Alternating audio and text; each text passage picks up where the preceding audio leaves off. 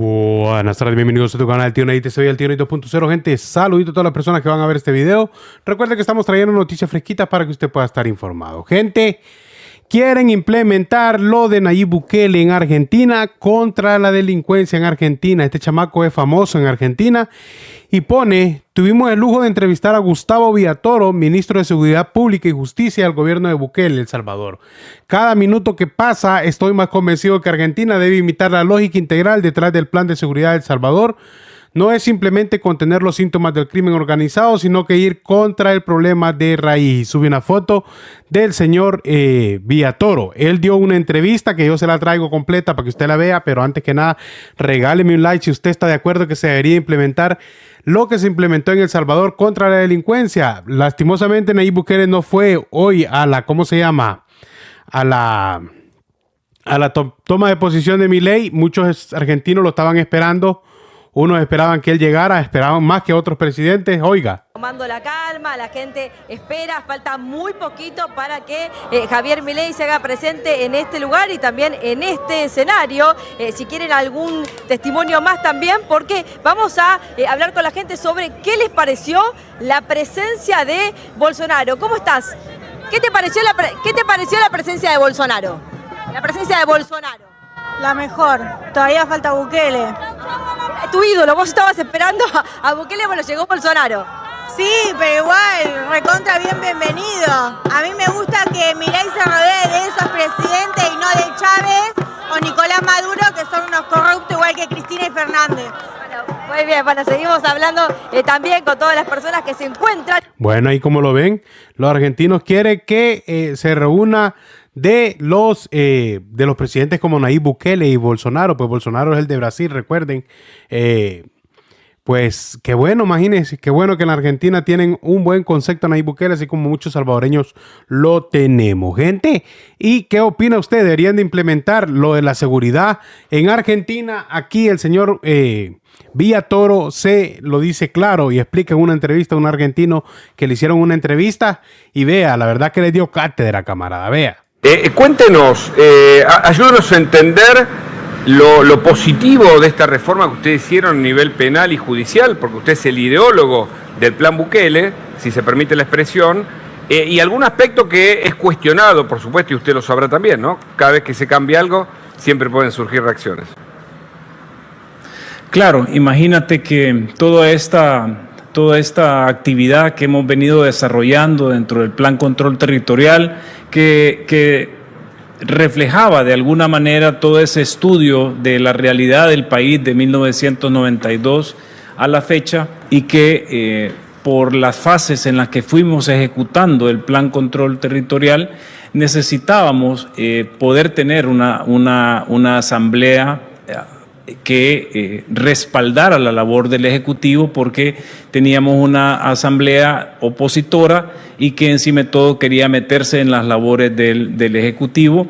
Y cuando logra el presidente Nayib Bukele con su partido político poder tener mayoría en la Asamblea Legislativa, es donde ya nosotros desde el Gabinete de Seguridad desarrollamos toda esta guerra en contra de las pandillas, activando la última herramienta que teníamos para recuperar un Estado de Derecho, ¿ya? Porque el presidente Nayib Bukele entiende muy bien que si un Estado no tiene capacidad de dar seguridad a su población, eso no le podemos llamar Estado de Derecho.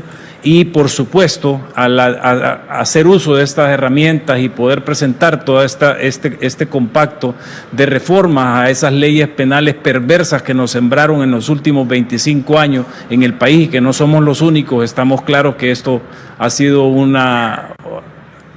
a toda América Latina nos han plagado de estas leyes perversas para que el Estado nunca le gane la guerra al crimen organizado. Y pues mira los efectos de haber tomado una decisión muy soberana, muy valiente, contar con el apoyo de más del 97% de la población, tener ya encarcelado a más de 74.500 pandilleros que eran esos asesinos seriales que por más de 20 años... ¿Cuántos ministros? 74.500. Sí, qué bárbaro. Ahora, claro, Ministro, esa reforma penal es clave porque en la Argentina, por ejemplo, nuestro código tiene más de 100 años y todavía no se ha reformado el código penal. Hubo algunas reformas en el medio, pero además hubo una cultura proclive a el abolicionismo, es decir, a aplicar siempre lo tendiente a penas mínimas cuando los delitos pueden tener sanciones más graves. Una tendencia judicial. ¿Cómo cambiaron ese sistema de cosas, además, cultural, además de las leyes? Bueno, es que imagínate cómo no iba a ser posible cambiar cuando tenías a una población sometida a un régimen terrorista. Es decir, para que tú tengas una idea, había un Estado fallido que era el que era electo democráticamente, pero estaba el verdadero Estado criminal que era el que realmente mandaba en el territorio salvadoreño y a más de 6.3 millones de salvadoreños, de tal suerte que venir y hacer lo correcto de una forma valiente y cambiar las leyes para que el Estado por fin contase con herramientas para poder derrotar al crimen organizado es lo que tiene, y para nosotros, para el Gabinete de Seguridad, para el presidente Nayib Bukele, definitivamente que haber devuelto la esperanza a nuestra gente, eso es algo que nos llena y que es la paga, la mejor paga que nunca vamos a recibir por hacer lo correcto, por hacerlo de una manera soberana, apartando a todos estos organismos internacionales y a todos estos disque países amigos que nos llegaron a dejar recetas para que resolviéramos el problema, pero era para que nuestra enfermedad fuera más cruel. Ministro, muchas veces se emparentaba El Salvador con Honduras por la operación allí de las pandillas. Belkis, nuestra compañera de trabajo, es hondureña y tiene algo para preguntar además de su propia experiencia, ¿no? Porque es interesante, Belkis, saber cómo cambió El Salvador, y no sé si Honduras sigue igual que antes. Sí, Honduras sigue igual la situación que antes nosotros tenemos también, y eso te quiero preguntar, ustedes, ¿qué garantías le dan a los países vecinos que esta gente no termine, por ejemplo, en Honduras, en Nicaragua, en Guatemala, que sabemos que está sufriendo parte de este crimen organizado? Por otra parte, quisiera preguntarte, ¿cuáles son los procedimientos de detención que ustedes hacen para poder identificar a estas personas y, obviamente, detenerlos? Mira, tal vez voy a empezar por la última interrogante que tienes, porque es la más importante y es la que también le bota mucho de los cuentos que estos organismos internacionales han querido montar sobre lo que estamos haciendo en El Salvador. ¿A dónde encontramos los registros de 76.600 pandilleros el día 26 de marzo del 2022 que le declaramos la guerra a las pandillas? En ese mismo sistema fallido de justicia, en 20 años de entradas y salidas, de ver cómo estos pandilleros entraban y salían, y si había alguien que declaraba en contra de ellos, los mataban y punto, se acababa el proceso y salían libres. Ahí están esos 76.600 registros. ¿Y cómo hacemos? Le dimos a nuestras fuerzas del orden, ejército y policía, los perfiles de ellos, sus tatuajes originales, porque muchos de ellos ahora han sido capturados y ya tienen otro tipo de tatuaje, claro, por debajo, por encima, donde había una S. Claro. Es que eso era, ese tatuaje simbolizaba la autoridad en el territorio. Qué bárbaro, qué bárbaro. Gustavo.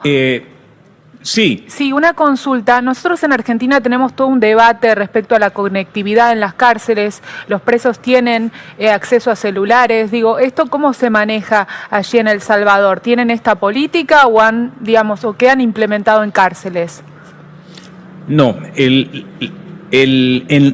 la fase 1 del Plan Control Territorial fue tomar el control de las cárceles, que el Estado por fin tuviera el control de las cárceles, que es un problema que tienen la mayoría de países donde, aunque hay guardias uniformados del gobierno. No, y recuerden lo más importante también, recuerden que supuestamente el FMLN y Arena habían puesto de que no hubiera internet en las cárceles, y cuando ibas a ver, hasta televisor y todo tenían. ¿No acuerdan cómo el FMLN tenía el CROC con televisor y amueblado su celda? Pues lo primero que hicieron fue desactivar esas líneas alrededor de esos penales para que no entrara el internet ni nada. Es que O sea, los argentinos van a quedar sorprendidos de la forma en que en realidad le favoreciera a ellos como país implementar lo de Bukele. ¿Por qué?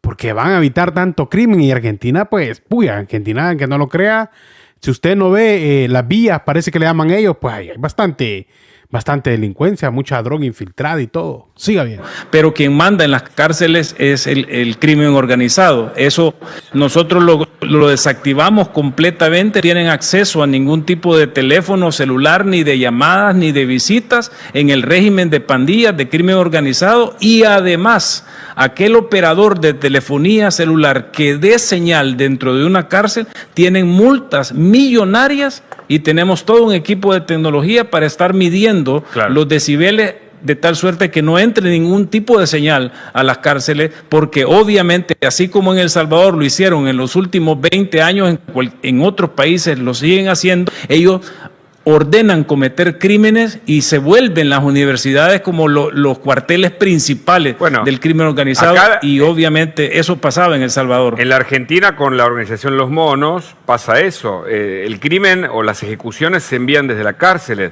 Ni que hablar con lo que pasa en Brasil, ¿no? Con los distintos grupos, ¿no? El PCC, entre otros, cuya organización central está en las cárceles con la complicidad de quienes tienen que cuidarlo. Y hacen todo lo contrario. Pablo. Villatoro, buenas tardes. En Argentina está nuevamente en debate la ley de imputabilidad de los menores, ¿no? A partir de qué edad puede ser imputable una persona. ¿Cuál es el régimen penal juvenil en El Salvador? Y sobre todo, ¿se utilizan a los menores en el delito en El Salvador? Es decir, utilizar a propósito justamente para evitar ingresar en el régimen penal. Claro. Fíjate que esas son parte de estas leyes perversas que allá por los 90, mediados de los 90, empezaron a sembrar en toda América Latina, con el famoso Código de Menor Infractor, ahora Ley de Justicia Juvenil, y parte de las reformas que nosotros hemos hecho para poder enfrentar este fenómeno como se debe, es ya la imposición de penas como que si fuesen adultos. Ya es parte de los cambios que llevamos, y cuando tú me dices que si los utilizaban, claro, esas mentes perversas allá por mediados de los 90 le prepararon el recurso humano al crimen organizado para que pudieran utilizar menores. Solo en la acusación que nosotros estamos preparando como Estado salvadoreño en contra del corporativo criminal de la Mara Salvatrucha, se están acumulando más de 7,000 casos de utilización de menores para fines criminales de la organización terrorista. Tenemos muchas preguntas, pero quiero ir por una que nos involucra. Sé que está informado sobre la realidad argentina, sobre el avance del crimen organizado. El plan Bukele o el plan aplicado en El Salvador, por usted que fue uno de los ideólogos, ¿es aplicable a la Argentina? Y si eventualmente la citara, por ejemplo, la ministra que va a ser la próxima encargada a cargo de la cartera de seguridad, Patricia Bullrich, ¿se reuniría con ella? Sí, de hecho tuvimos una cordial reunión esta mañana con la doctora Bullrich. No lo sabíamos.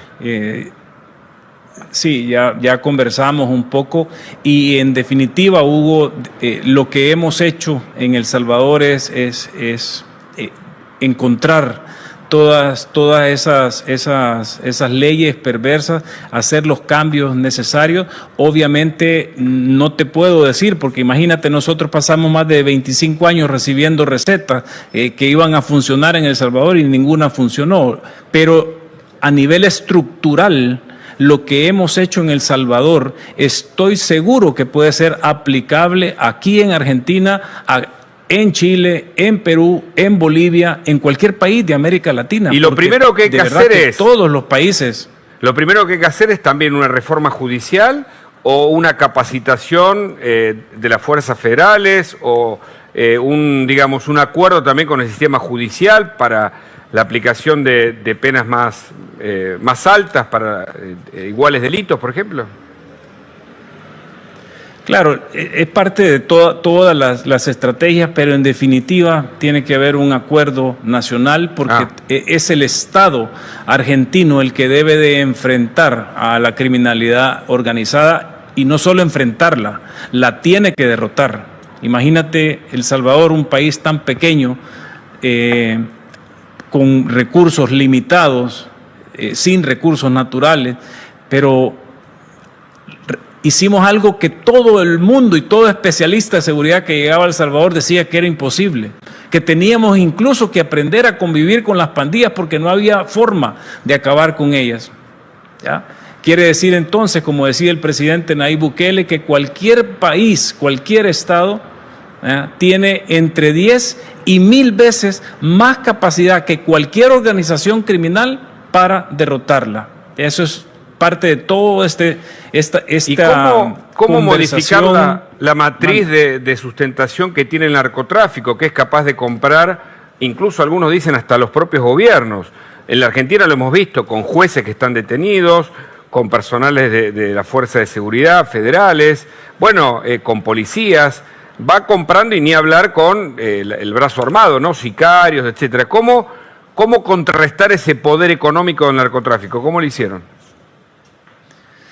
Bueno, es parte de todo este estudio, hubo ese entendimiento, como te digo, como un principio de guerra, no le declarás la guerra a alguien que no conoces, haber llegado a conocer a detalle a nuestro enemigo y saber cómo enfrentarlo para poder derrotarlo, creo que es parte de todo esto que se tiene que analizar. Riesgos, imagínate que nosotros no cambiamos a nuestra policía, no cambiamos a nuestro ejército para enfrentar este fenómeno.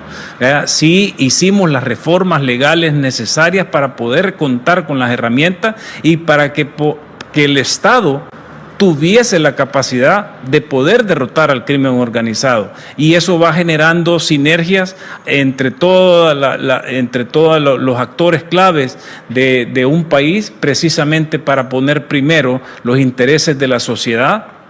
Y una cosa muy aparte también, nosotros le subimos el vidrio a todas estas organizaciones de derechos humanos internacionales que pretenden decir que somos la sociedad la responsable de parir a semejantes criminales. ¿Qué le responde a los que son críticos, ¿no? del sistema que ustedes aplican por lo extremadamente riguroso? Incluso hablan de violaciones a los derechos humanos. ¿Qué les dice, ministro?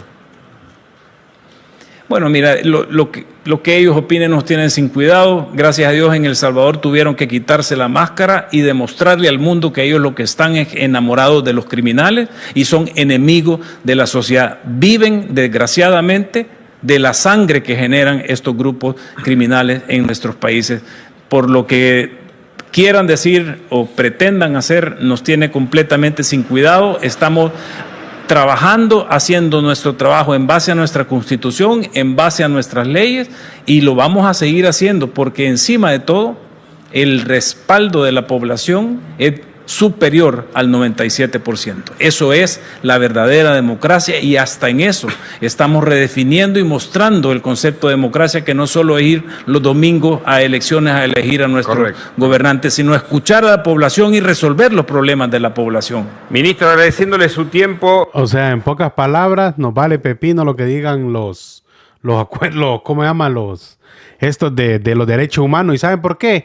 Hay gente de derechos humanos que antes que El Salvador estaba choleña, nadie llegaba a decir por El Salvador. Mire aquí cómo andan haciendo montajes estos de Movir del frente, del FMLN, andan haciendo estos montajes. La policía ya dijo que era falso.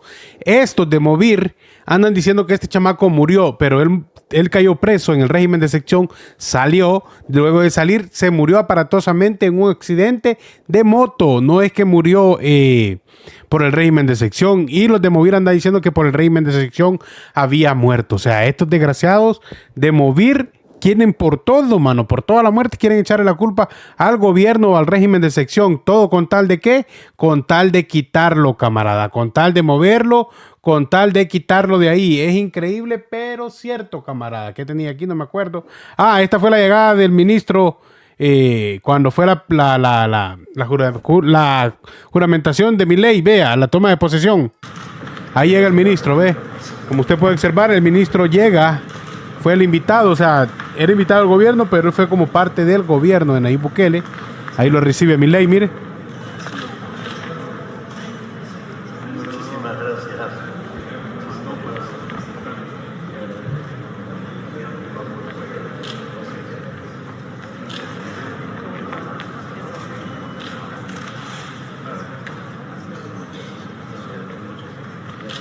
Bueno, como vieron, ahí fue el recibimiento del señor ministro de Justicia, el señor Rodolfo Delgado, que llegó en presencia de El Salvador. Gente, yo nunca había conocido gente tan tonta. Mire, esta maje dice, aquí saludando con no sé qué ajeno, así como saludan ahí Bukele con la biblioteca ajena que le regaló Taiwán.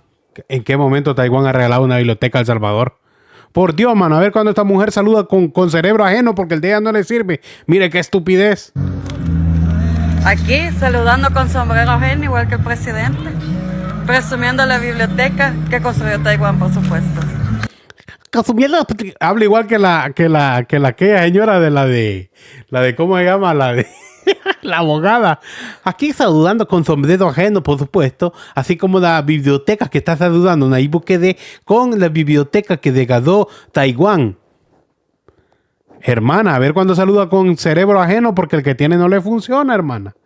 A ver cuando celebra con cerebro ajeno porque el que tiene no le furula. Aquí estamos celebrando con sombrero ajeno porque pues que así Nayib Bukele se celebra también con sombrero ajeno. Ay, gente. Ay, gente, esta gente tiene estúpida, mano. Y sí me convencieron. Bueno, díganme ustedes qué opinan de lo de Milei, o sea, de Argentina. Pues Nayib Bukele no espera que en Argentina lleguen a implementar eso. Pues nadie se espera que en Argentina vayan a implementar lo de Nayib Bukele, pero ojalá que lo implementen. ¿Para qué? Para que sea un mejor país. Argentina, aunque no lo crea, Argentina está envuelta en criminalidad, camarada. Argentina es uno de los países que más cosas de NAR tienen. Si usted entiende NAR, pues ya sabe lo que le quiero decir. No puedo decir la palabra correcta acá porque sanciona YouTube. Pero pues esperamos que lo implementen. ¿Para qué?